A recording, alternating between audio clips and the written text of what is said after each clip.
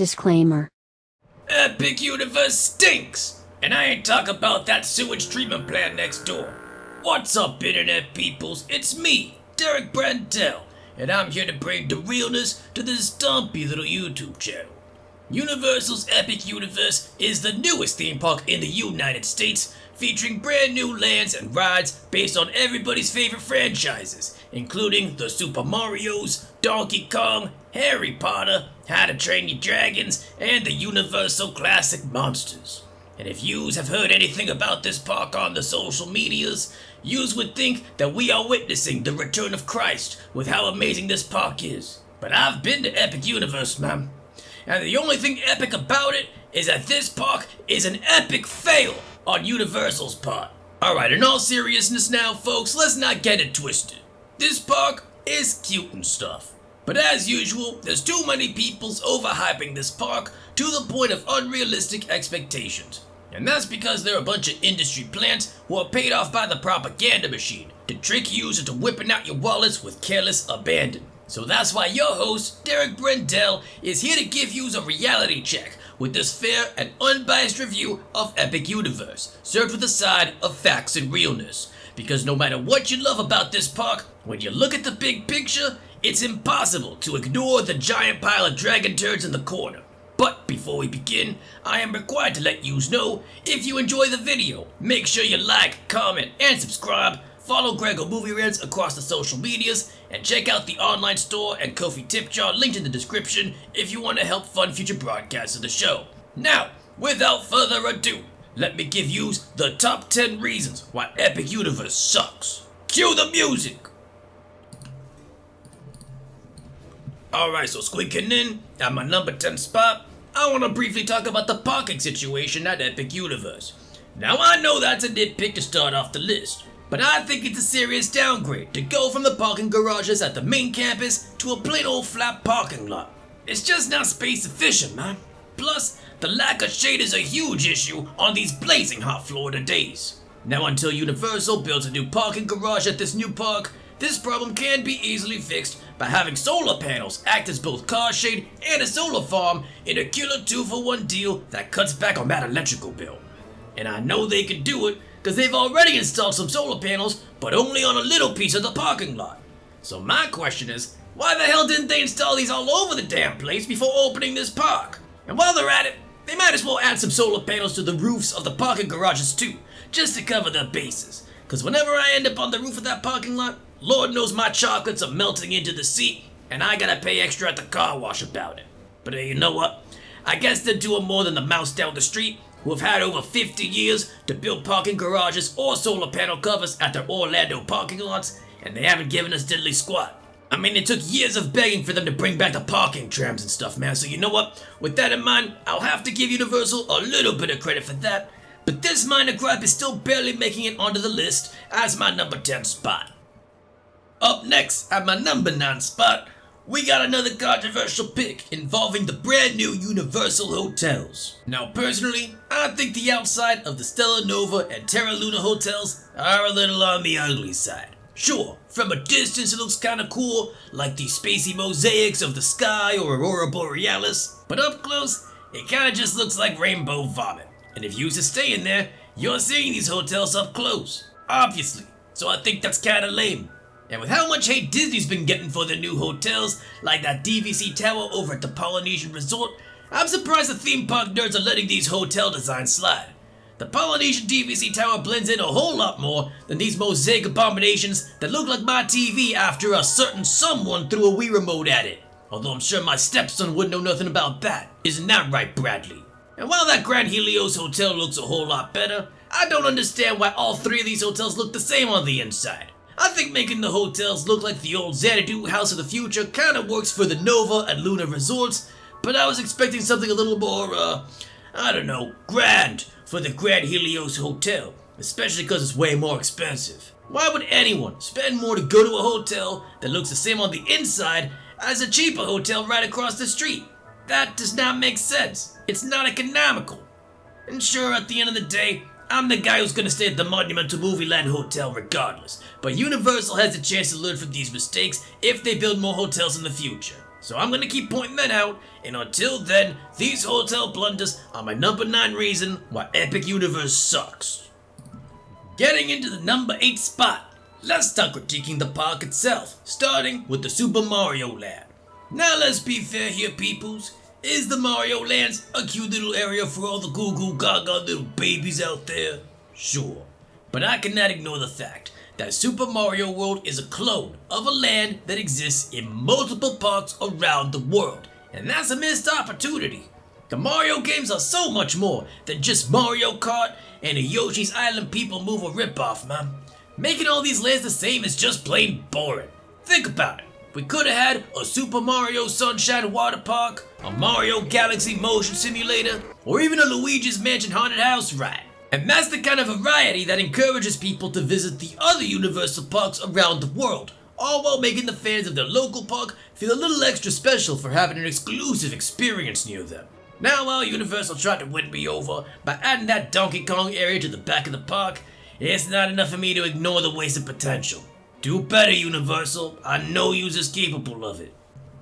Up next at the number 7 spot, we got a complaint for the How to Train Your Dragon Land at Epic Universe. As much as I like this cutesy little cartoon Viking land for the kiddies, I think we should ask ourselves a serious question. Did the existence of this land in the park really require us to make a live-action remake of these movies? Yous all see it too, right? They announced a live-action remake of How to Train Your Dragon like 6 months before they opened this brand new theme park that just so happens to have a How to Train Your Dragon land in it. That's not a movie, man. That is a feature-length advertisement that they're gonna make people pay $13 a ticket to watch. And yous already know that the fanboys are gonna crawl out of the woodwork and bend over backwards trying to justify this movie as more than just a shameless cash grab for exactly a year and a half before they all forget it ever existed. Like the mindless sheep they are. I have seen it happen too many times. It happened with every Disney remake ever made, and it's gonna happen with this movie too. Mark my words. And because this theme park land is directly to blame for yet another pile of Hollywood BS, this land is the number 7 reason that Epic Universe sucks. Alright, so reeling it back in for my number 6 spot, let's give the lands themselves a break and talk about something equally important to the theme park experience, that being the food. Now there's only so many times that you can see the social media peoples tell yous that you gotta go eat that foot-long garlic knot at the Monsters Land before you start to ask aloud, "Hey yo Derek, is there actually anything else to eat in this damn park?" To which I'd like to tell yous that there is a reason why the theme park influencers are only talking about the same 3 food items in all their little videos. Now don't get it twisted like those twisted taters they serve at horror nights. Universal made sure that we get some decent food at Epic Universe, cause you already know I'm complaining if I'm getting charged $18 a plate out of the way. So I better get an actual meal instead of another damn burger with a flimsy little meat patty that's smaller than my nipples. I don't care if you're calling them were chicken fingers. I am not paying that much money for some damn chicken nuggies. I'm not a child. But you see, this is the problem. Outside of the food designed with the social media influencers in mind, a lot of the food is just nothing special. And that's a shame, because a lot of the ideas for the restaurants in this park are pretty freaking epic, if I do say so myself. I mean, you got a spooky, scary steakhouse run by vampires, and all the food is just meat on a stick. You's telling me you got this crazy cool Viking meat hall straight out of Valhalla, but all they're serving are some chicken legs with ancient grains? Oh, and don't get me started on Celestiki, man. You're telling me we could have had a jaw-dropping space-themed tiki bar that blows the pants off a Trader Sam's, but all we get is a counter on the outside with some slushies? How you gonna call yourself a tiki joint when the only tiki drink you's got is a daiquiri slushie? Where are the Mai Tais? Where are the Pearl Divers, the zombies, or literally any other tropical drink? No, we don't got that for you, Derek, but we do have this glorified chocolate milkshake that's called a mudslide. That'll be $18, please. Man, it's a good thing that menus are an easy thing to change, cause I am not impressed. And the peoples ain't being surprised by the food, unless it's something that looks all cute in the pictures, like the mac and cheese cones, or the garlic roll, or the fishy dessert, or that damn butterbeer crepe. The whole butterbeer trend has gone on for 15 years too long, if you ask me. I mean, you can get the butterbeer normal, frozen, or hot. You can get it as an ice cream, or an ice pop, or a caramel bar, or a fudge, and at a certain point we gotta ask ourselves, do we really gotta go and make a soda flavored crepe? This is a sickness. If you like the butterbeer so much, go put some butterscotch syrup in your cream soda and call it a day. You should call me when they start making some real beers with the butterbeer. Then we can talk. Until then, I'm expecting some new and improved menu items for all of the lands in Epic Universe by the next time I visit. Goodness gracious. Alright, we're halfway through the list, so no more screwing around. At my number 5 spot on this list, I got a serious complaint for one of the so-called biggest and best coasters in Florida, that being Stardust Races. You know something, folks? Back in my day, we used to call the things that we liked bad. So let me be clear, that when I say Stardust Races is bad, that is in fact a bad derogatory. You can say whatever you want about it, man. Oh, it's so fast and thrilling, it's like the Dueling Dragons, it's got the flux capacitor from Back to the Future, and I've heard it all, man. And I still say that Stardust Races is an objectively bad roller coaster for one simple reason. The designers added trim brakes to make the ride slower, and I cannot stand by that, man. People say it was a safety issue, but do I look like a soft-skulled little baby to use? I'm not one of these fragile little complainers going to Universal and crying about how, oh, the Rip Ride Rocket gave me a headache, the Hulk made me gray out. Well, boo-hoo to you, but I'm built different, man. I'm built different. I can handle any ride you throws my way. In fact, I'm the reason nobody will build that so-called euthanasia coaster. Cause I get on that ride that they designed to kill people, and I'd walk off it like it's Woody the Pooh or It's a Small World, just to prove that some of yous don't got what it takes to be a real theme park enjoyer. So because Universal had to go and put the baby leash on Stardust Races, it's my 5th highest reason that Epic Universe sucks. We have made it to the big time, folks, the top 3. And starting off at the number 3 spot, we gotta talk about that new Harry Potter land. Now, truthfully, I can stop right there, cause as the 3rd land dedicated to Harry Potter, I think we can all agree that this franchise has been milked dry. But it gets dumber than that, folks, because it is obvious from the 1920s French aesthetic that this land was supposed to be based on those Fantastic Beasts movies, a 5-film franchise that got cancelled after all 3 garbage movies bombed at the box office. And so, Universal's creative teams had to cobble together some new rides and concepts at the last minute to avoid turning this land into a giant gaping money pit. And you can tell by the fact that the main ride still barely works. It just goes to show that even an IP as powerful as Harry Potter can fail when the peoples recognize the terrible writing of its creator, J.K. Rowling. Speaking of whom, I don't know if yous have heard, but this Rowling character's kinda nuts. I mean, I go on her social medias, and it seems like every day all she talks about is how much she hates the gay and the trans peoples, to the point that she's apparently using her Harry Potter money to bankroll the political movements of people that she agrees with and who end up taking away people's rights. And I think that's pretty pathetic and weird, man. I know the Universal creative teams have been real confused and nervous when it comes to working with such a divisive figure whose smugness grows every day. So since I don't speak on behalf of anybody at this company, I got a little message for the author herself. Listen, Joanne, if that is your real name, I got a question for yous.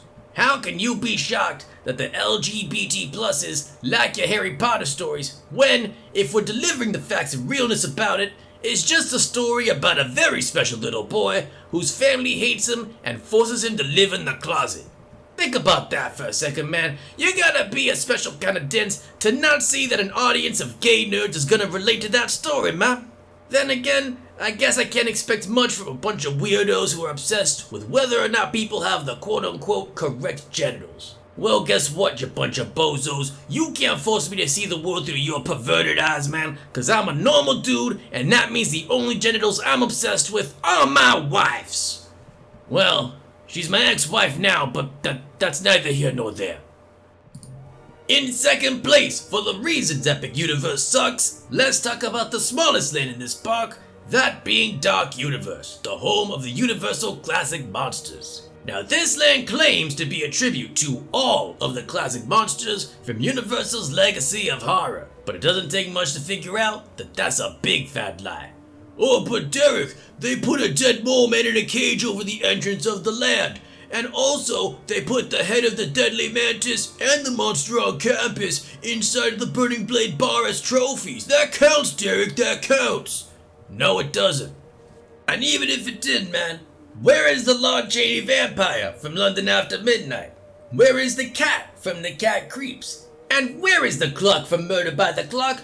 Checkmate, you bunch of posers. I rest my case. I think the Universal can fix this issue real easily if they put some new rides in one of the expansion plots for Dark Universe to help add capacity to the park and fix this grave mistake. Just think about it.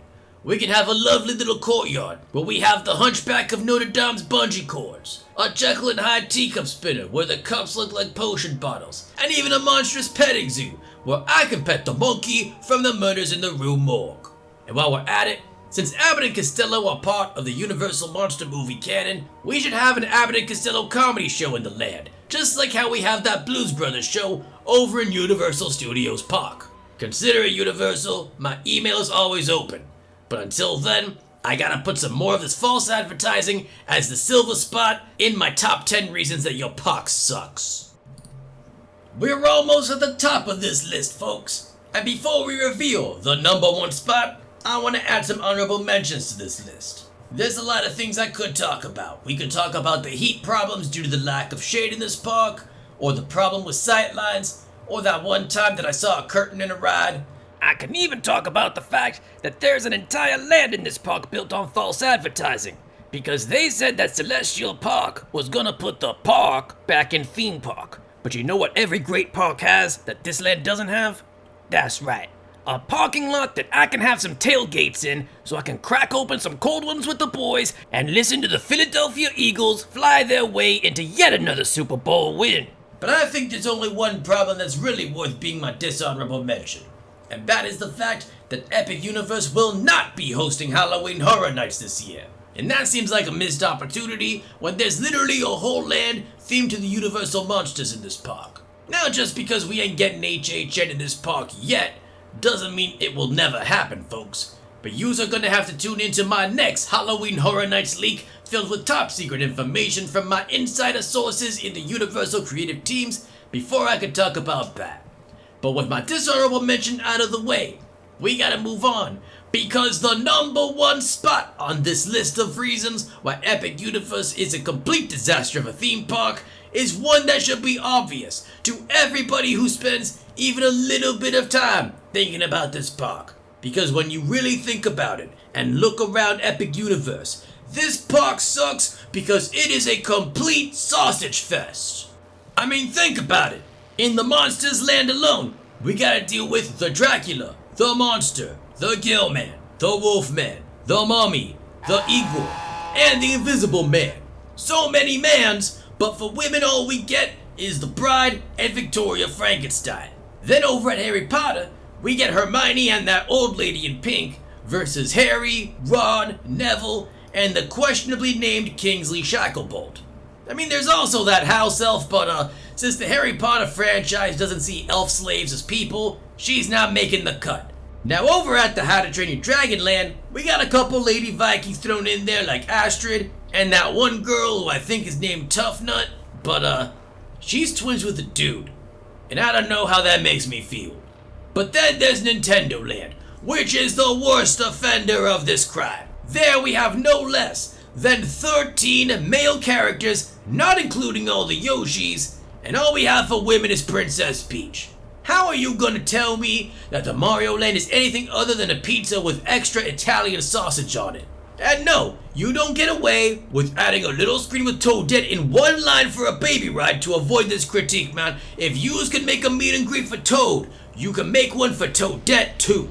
When you do the math, the man-to-woman ratio at Epic Universe is 24-7, which is how long I'm thinking about this horrendous oversight. Now if the rumors are true, and we do get an expansion theme to The Legend of Zelda, that'll add at least a couple more women to this park. Especially because, I don't really know what's going on with that Zelda guy, cause I think he's supposed to be a dude, but he did dress up like a belly dancer lady that one time in a game, so is Zelda a they? Would that count? I'm not educated enough to say for sure. But all I do know is that the man-to-woman ratio in this park is totally out of whack, and frankly, I am not interested in staring at dudes all day. So there you have it, folks. The top 10 legitimate reasons that Epic Universe is a total failure of a theme park. Now we want to hear from you in the comments down below, telling us all the reasons you think Epic Universe sucks and how right I was. Now I'm sure that Greg guy will have a more fair and balanced review of this theme park, but until that comes out, make sure you leave a like and subscribe or something, and follow Greg on the social medias using the links in the description down below. And I'll be sure to drop another video on here the next time that Greg leaves his dumpy little YouTube channel open on the company computer. Alright, take care, bye bye.